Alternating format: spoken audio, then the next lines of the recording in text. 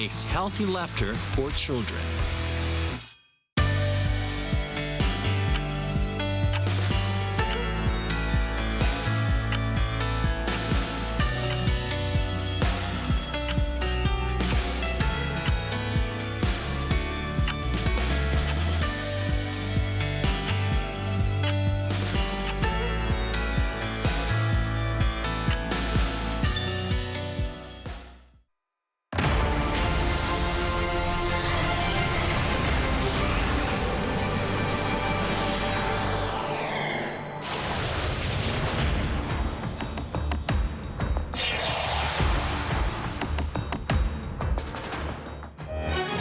Following overwhelming pressure from Democrats, U.S. President Joe Biden drops out of the presidential race and endorses Vice President Kamala Harris.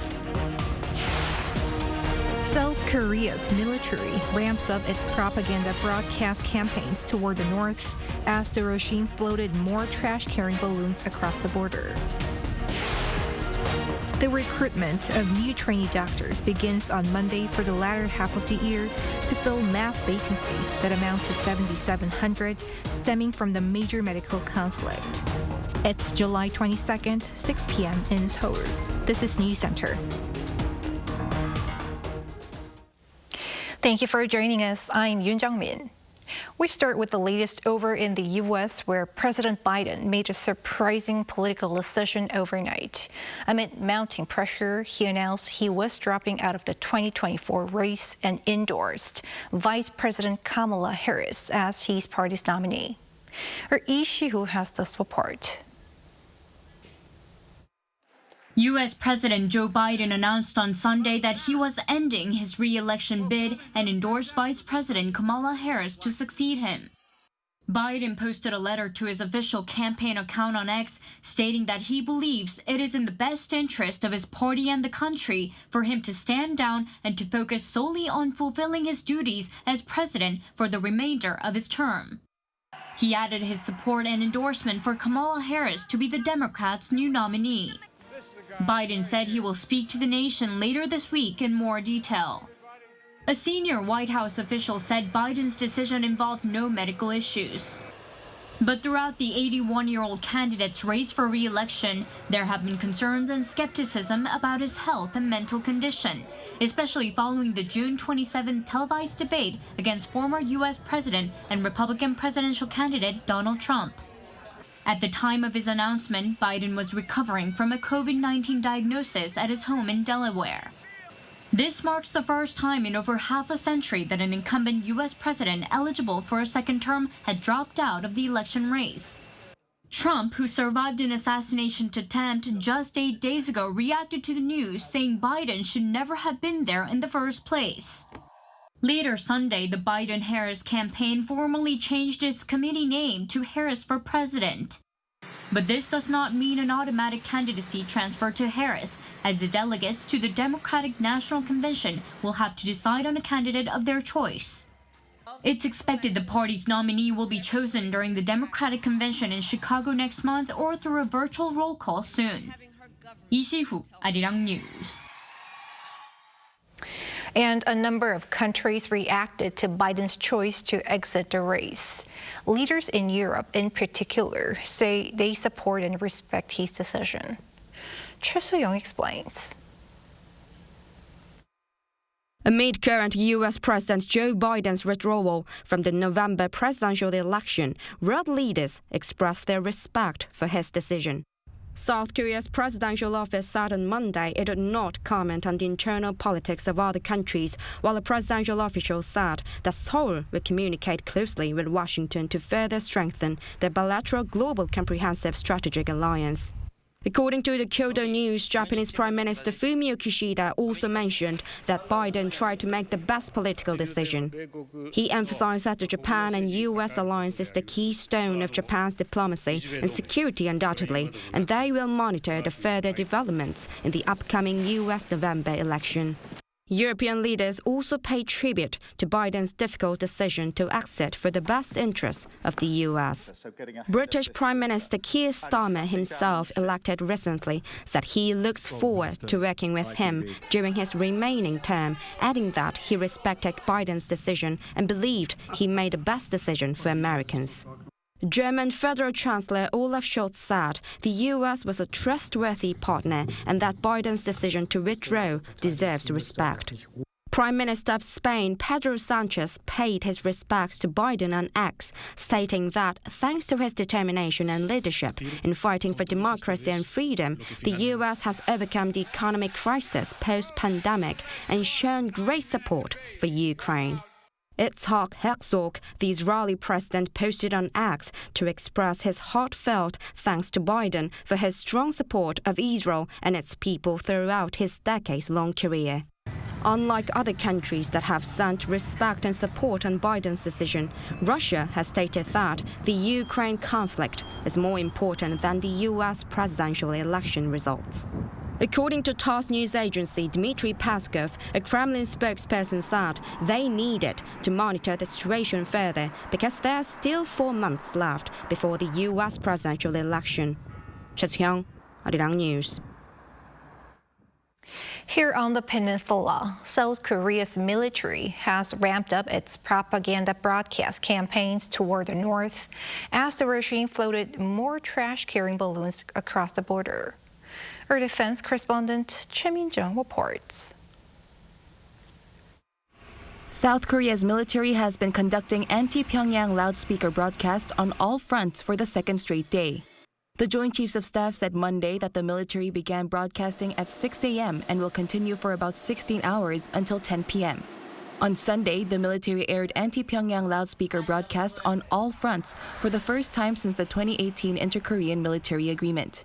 The South had been partly airing the broadcast at different times in Western, Central, and Eastern fronts. But now, the military is airing full-scale propaganda broadcasts along the entire border.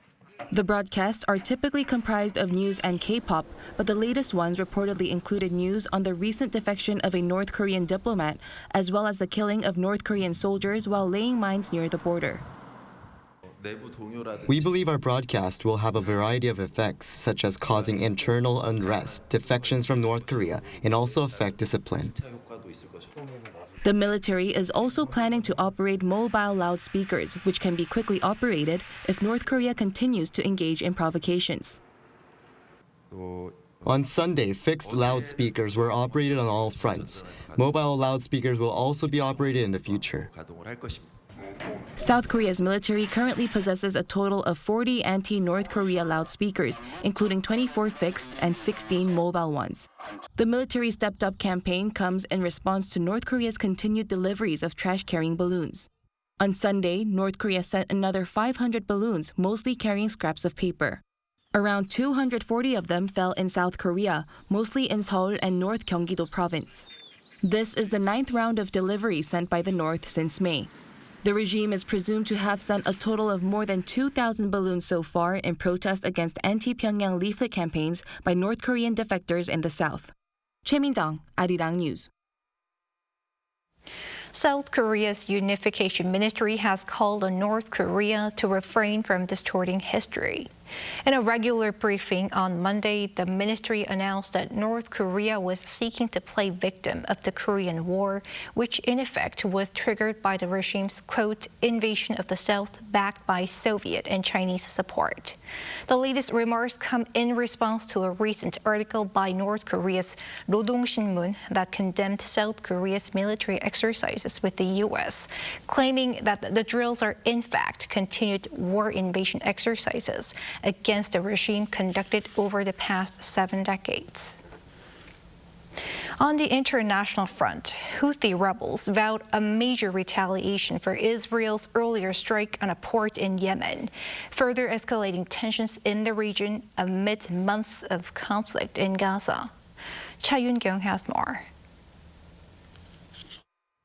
Houthi militants vowed revenge attacks on Israel after the latter's fighter jets struck Houthi targets near Yemen's Hodeidah port on Saturday, killing at least 3 people and wounding 87. The leader of the Houthis, Abdul Malik al-Houthi, warned that the airstrike will lead to more attacks on Israel, such as the one on Tel Aviv. Yahya Saree, the spokesperson for the Houthis, said that a huge response against Israel was inevitable. On Sunday, the Israeli military said that it intercepted a missile fired from Yemen after Houthis claimed to have launched ballistic missiles against Eilat, the southernmost city in Israel. Yoav Gallant, the Israeli Minister of Defense, warned of further operations if the Houthis dare to attack Israel. Saudi Arabia's Ministry of Foreign Affairs expressed concerns over Israel's airstrike on Hodeidah, which it stated was likely to raise tensions within the area and stop movements to end the war in Gaza. Meanwhile, Israeli Prime Minister Benjamin Netanyahu will send a delegation for hostage deal talks on Thursday, according to Reuters on Sunday local time. A ceasefire effort and hostage negotiations have been led by Qatar and Egypt up to now. Hamas accused Netanyahu of placing obstacles to a truce, as talks on the hostages' release have made no progress, regardless of Hamas' attempts this month for further negotiations. In the meantime, U.S. President Joe Biden and Israeli Prime Minister Benjamin Netanyahu will discuss ways to reach a deal on a ceasefire in Gaza and the return of the hostages during their meeting on Tuesday. 차윤경, Arirang News. Are unfortunately harmed.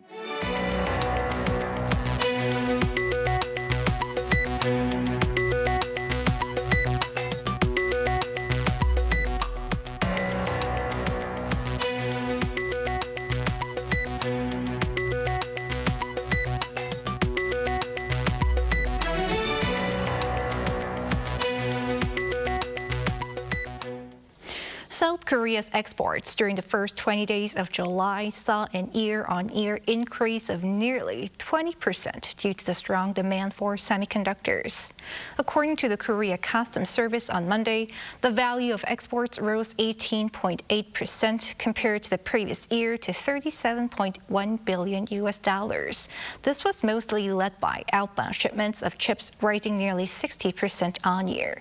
Semiconductor exports have posted double-digit growth monthly since November last year. If this trend continues, exports in July are expected to record a surplus for the 10th consecutive month. As Korea Hydro and Nuclear Power became the preferred bidder to build nuclear power plants in the Czech Republic, President Yoon is considering sending a special envoy to the Eastern European country. The announcement came on Monday following the president's weekly meeting with his top aides. The special envoy, yet to be chosen, will follow up as the contract finalization for the 24 trillion won, or $17.3 billion project is underway and will likely serve as a liaison between the governments of South Korea and the Czech Republic. President Yoon also ordered relevant government agencies to make full efforts to strengthen the nuclear power plant ecosystem in the country. Turning to the major medical conflict in the country, resignations have been processed and now hospitals are looking to hire new trainee doctors for the latter half of the year to fill a vacuum amid signs of medical professors boycotting. Yoon has the details. The country's 5 major training hospitals are set to begin hiring around 7,700 trainee doctors starting Monday until the end of the month. The government is recruiting new trainee doctors to minimize the impact of mass resignations in February when more than 90% of around 13,000 medical interns and residents walked off their jobs. To minimize the impact of the mass resignations, the government continues its push to recruit more medical students, as well as offering a penalty exemption for returning junior doctors. And while the core steps were similar to the previous regular recruitment process, additional measures have been introduced for this particular occasion, as special immunitive provisions for those returning from the strike. So this provision is designed to help trainee doctors catch up on missed training and qualify for specialist license without being penalized. And as a whole, it aims to ensure a swift return to normal operations in hospitals. And it seems that the government is now encouraging doctors to return by offering favorable conditions for completing their training and earning licenses rather than threatening suspensions or indictments. In the months-long standoff, doctors have demanded the government revisit a decision to increase medical school quotas, claiming that medical schools will not be able to handle the increased enrollment. But in an effort to address the nationwide issue of doctor shortages, the government has already finalized an admissions quota hike of approximately 1,500 students for medical schools next year. In response to the start of the recruitment drive on Monday, medical professors in protest have warned they'll boycott their training programs by refusing to take part in education and training programs for trainee doctors set to begin their studies in September. Yeon, Arirang News. Short-form platforms are known for their high user engagement. As our Yoon reports, they are rapidly spreading the Korean wave, or Hallyu, influencing global audiences. A window to the entire world. With just a swipe, we can discover content from all around the world. I'll aim to convey my key message within a 15 to 60 second time frame, reflecting the trend of shrinking attention spans among today's audience. In our fast-paced world, there's a strong preference for short-form media or bite-sized content that is compact and can be quickly consumed. Whether it's entertainment, educational videos, or even news, there is something for everyone. Industry experts say that there has been a notable rise in content on short-form platforms since the late 2010s. The major platforms include TikTok, Instagram Reels, and YouTube Shorts.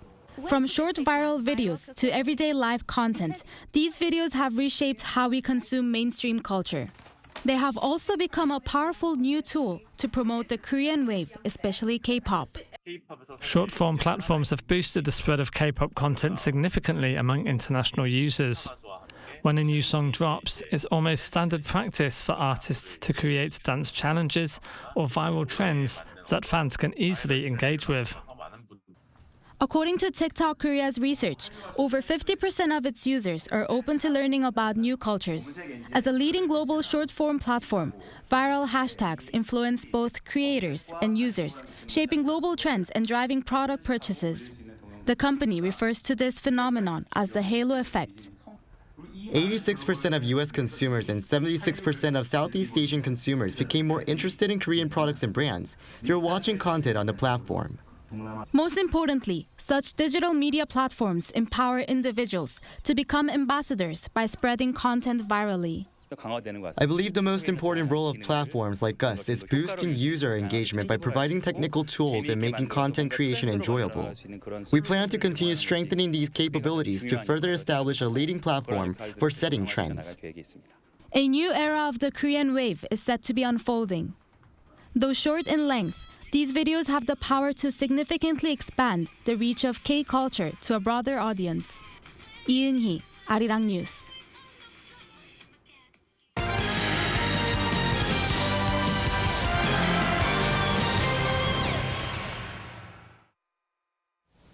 Time now to take a look at what's been happening in the world of sports. Joining us in the studio is our sports editor, Paul Need. Hi, Paul. Hello there. Let's first begin with Paris, where Team Korea arrived over the weekend ahead of the Olympics. Yes, on Saturday evening, the main delegation arrived there in Paris. Around 40 of the total 143 athletes, as some had arrived earlier last week.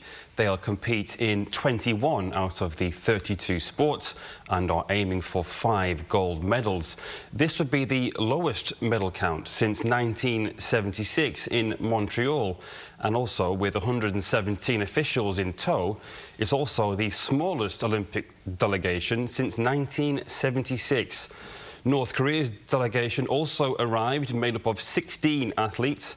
North Korea will be competing in a Summer Olympics for the first time since 2016 in Rio.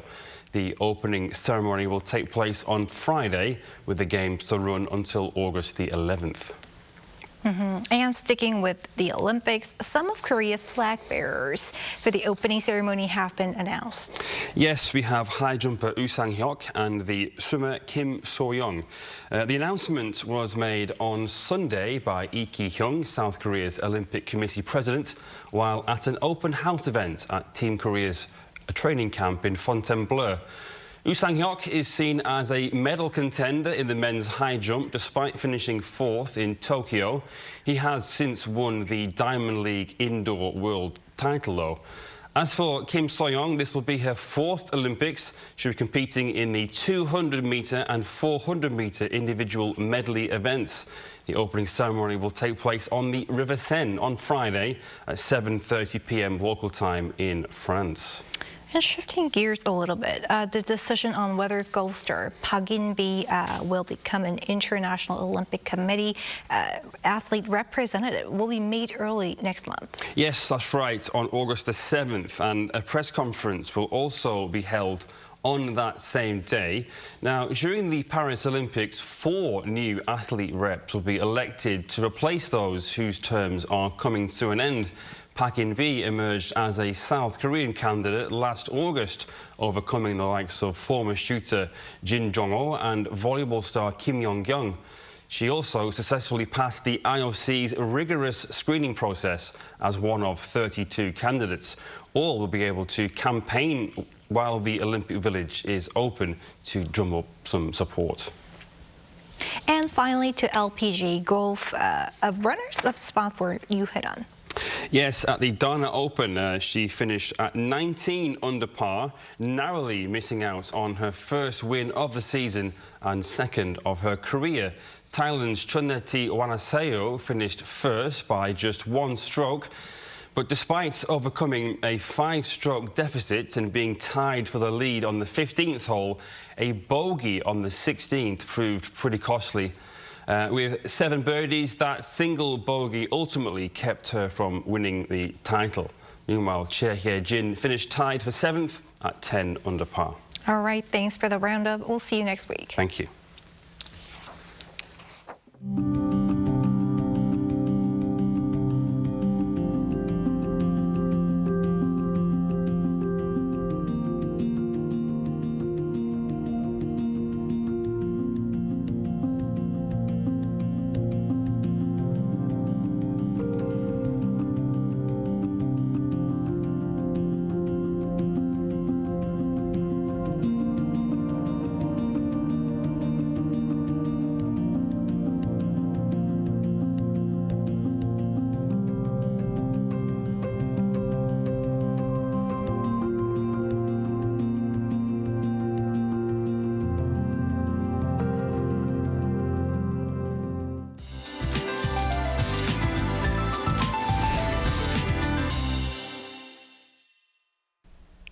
Tomorrow it will rain in the central parts of the country, inland areas of northern Gyeongsang-buk-do province, and some areas on the south coast. Heavy rain of around 30 millimeters per hour will fall in the Seoul metropolitan area and western Gangwon-do province.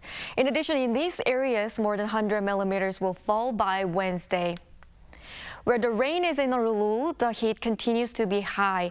The heatwave warning has been expanded to southern Gyeonggi-do province and southern areas of Chungcheong-do provinces. This heat will continue overnight with tropical nights across the country. Tomorrow, most areas will start the morning at least 24 degrees Celsius. It will move up to 29 in Seoul. Gwangju, Daegu, and Gyeongju will be as hot as 34 degrees. From Thursday, this monsoon rain will be in Seoul with a heat wave in place. That's all for Korea. Here are the weather conditions around the world.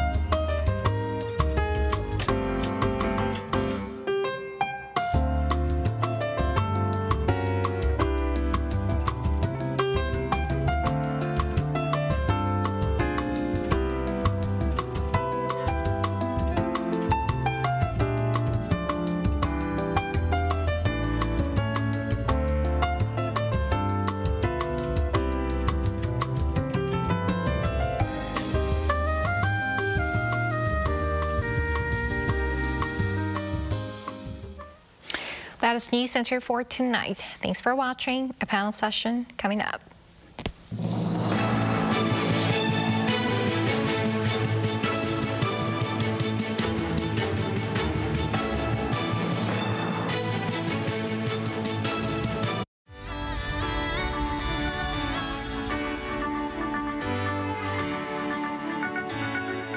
completely new.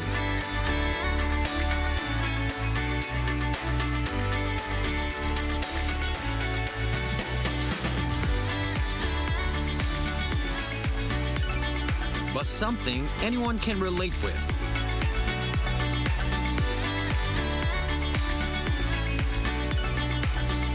Flawlessly made.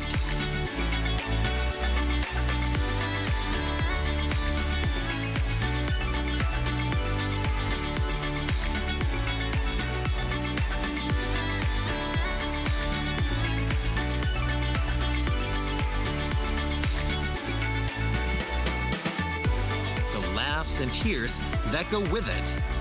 K-drama. Korea is coming at you with another story to tell. Children's. Laughter. Hope. Dream. K-animation belongs in them. Interesting and valuable story that transcends between everyday life and dream. Surprising spectacle where imagination becomes real. An array of subjects catering from infants to adolescents. For our story to reach all corners of the world. K-animation makes healthy laughter for children. Welcome.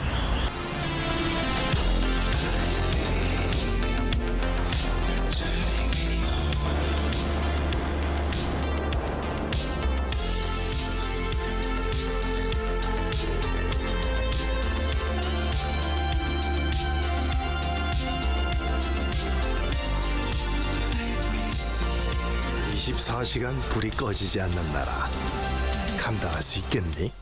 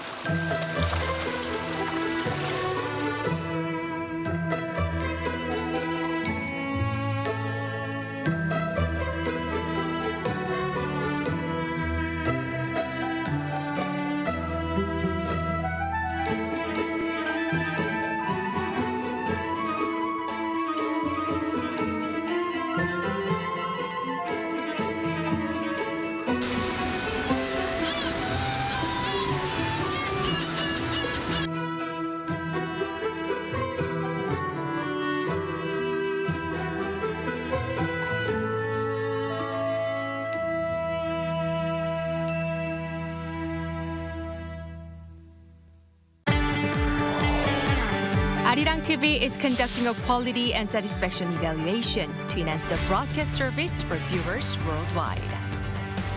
Please visit our website www.arirang.com to provide your honest opinions. Participants will be entered into a draw for a chance to win prizes. Overseas TV viewer survey. We look forward to hearing from you.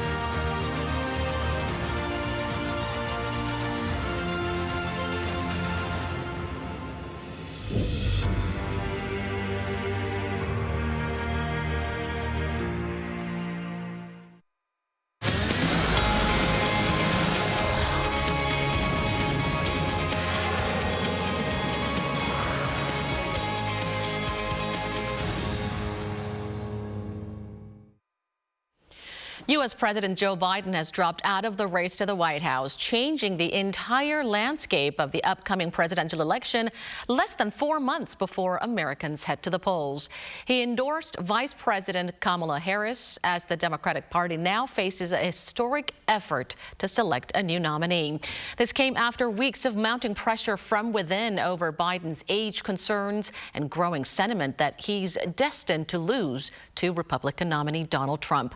The abrupt announcement also followed Trump's lengthy nomination acceptance speech delivered last week, in which he called for unity after narrowly surviving an assassination attempt. For a closer look into the U.S. election turmoil, what to expect ahead, and what it means for South Korea, we have Min Jong-hun, professor at the Korea National Diplomatic Academy, joining us in the studio. Thank you always for coming in. Always my pleasure. And joining us from Washington, D.C. is VOA correspondent Jessica Stone. It's so great to see you today. We are very lucky to have you tonight. Good evening. All right, let's start with you. First and foremost, tell us in detail about how President Biden's withdrawal unfolded. What did he say? What are his aides, supporters, and donors saying? And was this largely expected in Washington?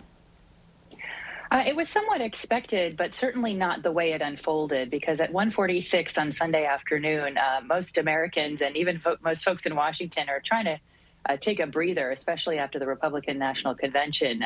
But that is when President Joe Biden simply released a statement on social media indicating that he would leave the race and that he would endorse Kamala Harris. You see the statement that he released there on Twitter.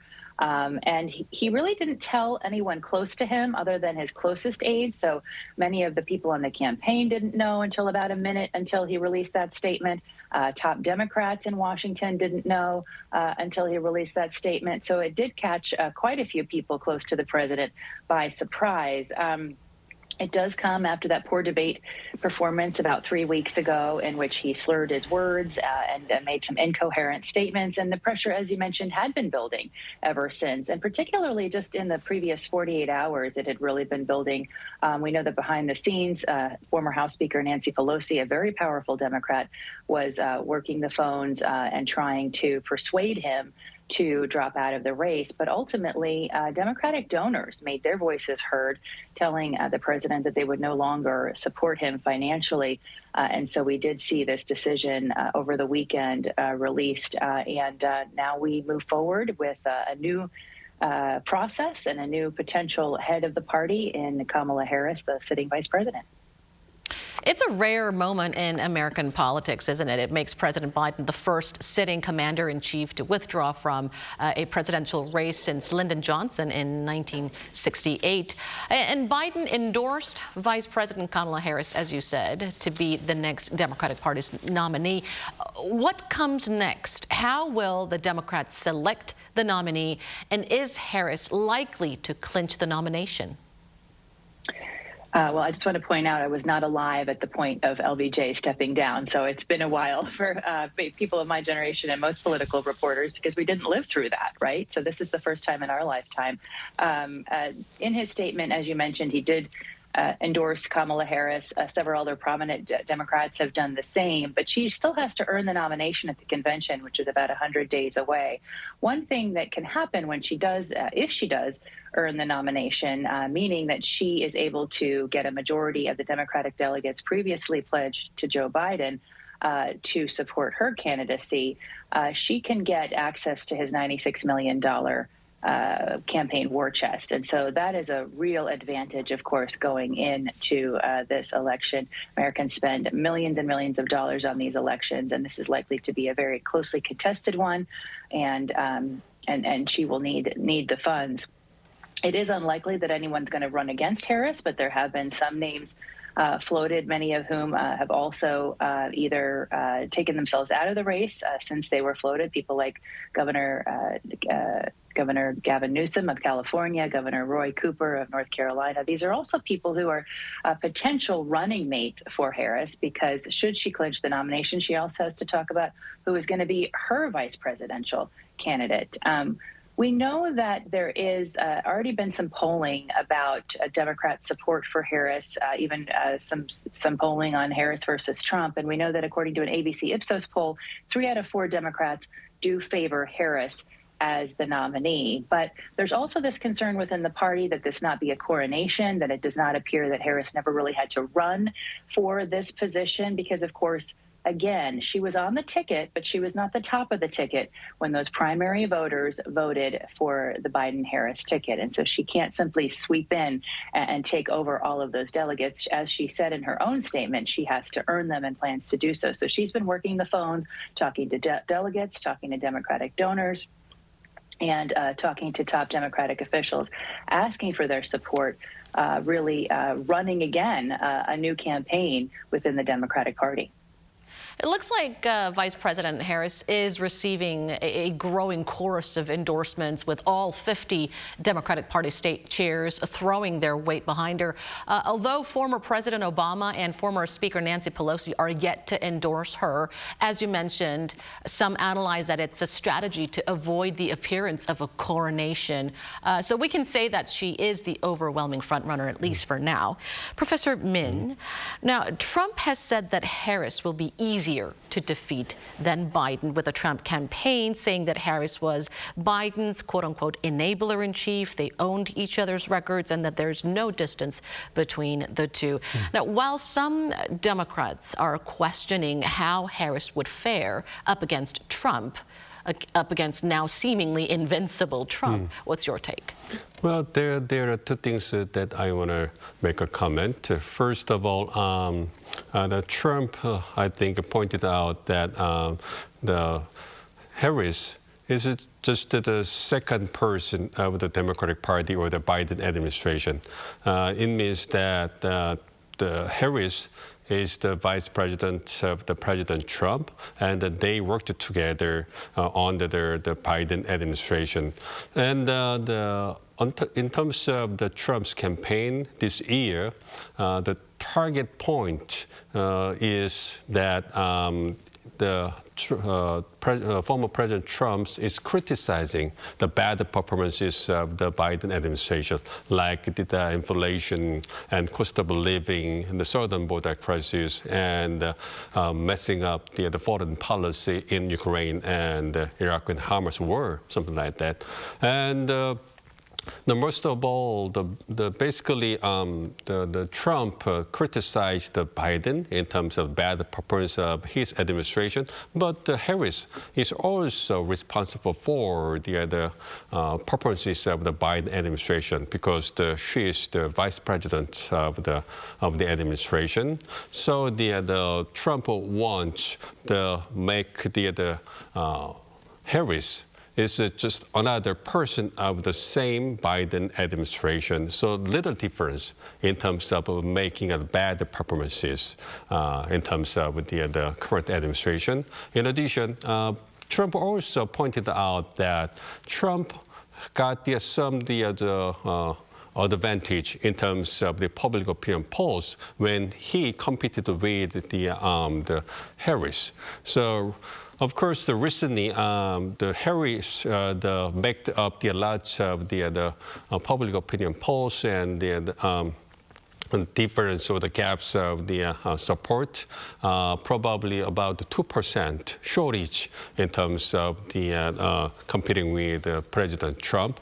But still, Trump could think that the Harris is a little bit weak, or the weaker than Biden in terms of having just bilateral competition between the 2 candidates. So of course we may see the little bit different situation where Harris could have more support from Democratic supporters and modest voters if the Harris would be the official nominee of the Democratic Party, but it will take some time. So I think that Trump will continue to attack the Harris weak the standing in terms of the public opinion polls in the coming days and weeks. We also want to get your thoughts on this, Jessica. There's talk that the Democrats may struggle to defeat Trump even if former President Obama were to run for re-election, while others argue that Harris has a chance at winning with her unmatched records. What is the general public consensus, and how is the U.S. media predicting the outcome? Well, listen, there is no question that there is renewed energy in this race because we now have a 59-year-old candidate on the Democratic side, potentially against a 76-year-old in former President Donald Trump. So the question of age is certainly removed from the quiver of the arrows for the Republican Party, and now it comes down to experience and record. And we know that the polling up until now has really indicated that Harris does not poll terribly differently against Trump than Biden did, just a couple of points ahead. Her numbers are very similar, but the Trump campaign has already unleashed an $11 million ad. I should say the Trump PAC has already unleashed an $11 million ad campaign against her. So they are starting Sunday night, right after the announcement, coming out swinging, taking her on, assuming that she will become the nominee. She does energize Black voters. She energizes younger voters potentially, and there may be some independents who cross to her side because they weren't prepared to support someone who was older and from a previous generation of American politics. And she's already certainly energized the donor class because we saw $47 million in small donor donations. So not really the donor class, but really individual Americans giving $47 million to Act Blue in the 7 hours after she launched her campaign on Sunday. So the thinking here is that we may see some of the disengaged come back, but this is going to be a very intense, very spirited, very, very expensive campaign in these last 100 days because the dynamics have certainly shifted overnight. No one has the crystal ball, but she could be the first Black woman and also the first Asian American to lead the ticket of a major political party. All eyes will be fixed on her when she makes her first public appearance since Biden's exit. Now, Professor Min, last week, Trump accepted the Republican Party's nomination in a lengthy speech, in fact, the longest political convention speech in modern U.S. history, and he closed his address with appeals for national unity and healing. Does this signal a possible change in Trump campaign's strategy since the assassination attempt? Yes, personally, I hope that President Trump would make a change in terms of his campaign strategy, just switching from the going far right to the moving toward the middle and try to get the unity and harmony of the country as a presidential candidate. But anyway, during the convention period, he tried to show some changed attitude in terms of emphasizing the unity and harmony and the peace and prosperity of the country. And he also mentioned that he would be the president for all Americans, not just half of them or something like that. So his acceptance speech, the first half of his speech, came with such kind of hopeful and positive messages. But when he changed the topic of his address, like in the policy orientations, he repeated a little bit extreme the policy orientations, especially when he talked about the southern border crisis or something like that. So we could see the little bit mixture of the messages that Trump partially tried to get some kind of the median voters or the moderate voters in terms of going a little bit going to the middle of the spectrum, but he just came back to where he was, where he stood in terms of the appealing his core supporters. So we could see a little bit the mixed messages. And then after the convention, when the Biden dropped out of the race, the Trump sent the very strong and critical message, just the criticizing the Biden like the worst president of the U.S. history, and the Harris would be the little little difference from the Biden or something like that. So still confused whether Trump is trying to get the little bit the moderate voters in terms of winning the upcoming November election, or just sticking to his core supporters, try to mobilize them on election day. And during the 92-minute-long speech, Trump also boasted his bromance with North Korean leader Kim Jong-un, saying that, quote-unquote, I got along very well with North Korea's Kim Jong-un, and that it's nice to get along with someone that has a lot of nuclear weapons, and that he also thinks Kim Jong-un misses him. Trump also claimed that he could stop the missile launches from North Korea. How do you interpret this? And what would U.S.-North Korea policy look like under Trump's possible second presidency? Well, on the one hand, I think that Trump tried to show the difference between him and President Biden. Trump mentioned that Biden was weak and incapable, and he messed up all the foreign policies, including his relationship with Chairman Kim Jong-un. So Trump argued that if he was in the White House, he would have the pretty good relationship with Chairman Kim, and there would be no military threats by the North Korea during his second term. So it means that he tried to have some kind of the differentiation between him and President Biden, and try to show his superiority in terms of their conducting foreign policy.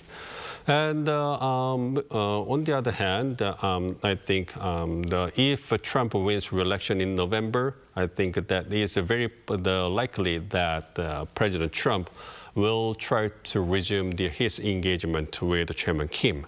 And Chairman Kim will be ready to talk to the President Trump. Anyway, regardless of how they would be serious in terms of achieving the denuclearization of the North Korea, anyway, they will meet and try to show the good relationship between the two leaders. And as a result, I think that seemingly the deadlock of the relation between North Korea and U.S. will be a little bit getting better, but I'm not sure how long such kind of a little bit better relationship would last, because their relationship will be blocked by the core problem, the North Korea's denuclearization process. So there is a higher chance for the leaders of U.S. and North Korea getting together under Trump's presidency, but we're not sure yet how the two will be able to resolve the nuclear impasse. So we will see the kind of another political show between the two leaders, just shaking hands and smiling together, but a little bit the progress in terms of the denuclearization of the North Korea, and little contribution to the security situation of the Korean Peninsula. Right. And Jessica, Trump received a heroic welcome at the Republican National Convention after he narrowly survived the assassination attempt, apparently further unifying his supporters. And it looks like his legal woes are fading away as his campaign got a fresh boost. Could you give us the latest developments on where his legal cases stand?